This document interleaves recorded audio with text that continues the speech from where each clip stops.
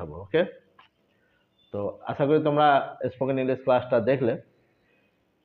Spoken English class দেখলেই শুধু হবে না, যেমন আমি বলি যে আমি যে ট্রান্সলেটগুলো করে দিই সেটা শুধু দেখে গেলেই হবে না, নিজেকেও প্র্যাকটিস করতে হবে। তো ঠিক তেমনি আমি যে স্পোকেন ইংলিশটা বললাম আবিদা সম্বন্ধে, এটা তোমরা জাস্ট তোমাদেরকে শোনার জন্য, কিভাবে বলতে হবে এটা শুনে একটু বোঝার জন্য।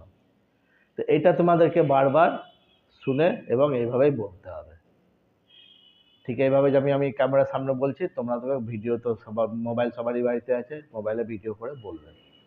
তা নাহলে তোমরা একটা আয়নার সামনে দাঁড়িয়ে বলবে, দেখবে তোমরাও ইংরেজিতে কথা বলতে পারবে।